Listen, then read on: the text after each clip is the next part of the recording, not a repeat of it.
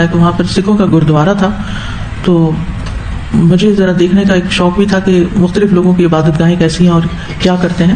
تو وہاں پر چونکہ ایک فیسلٹی تھی تو میں نے جا کر دیکھا، تو یعنی بچے بڑے عورتیں بوڑھے پوری فیملیز جو تھی وہ آئی ہوئی تھی، اور یہ تقریباً روزانہ کی بنیاد پر ہی آفٹرنون میں اس کا سلسلہ چلتا ہے.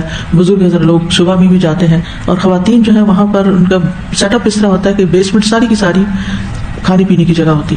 خواتین خود کوکنگ کرتی ہیں، یعنی والنٹیئرز آتے ہیں، خود کوکنگ کرتے ہیں، خود سرو کرتے ہیں، پھر وہ چلے جاتے ہیں، پھر اور آ جاتے ہیں.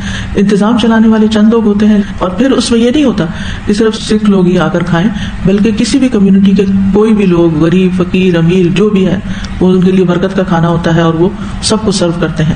سادہ کھانا ہوتا ہے، سادی سی اسٹیل کے گلاس اور اسٹیل کی پلیٹیں وغیرہ، لیکن ایک وسیع پیمانے پر. یعنی وہ جو حال میں نے دیکھا وہ شاید اس سے بھی بڑا ہو کہ جس میں وہ نیچے کھانے کی دسترخوان لگے ہوئے تھے اور ساتھ بڑے بڑے کچن اور پکانے کی جگہ.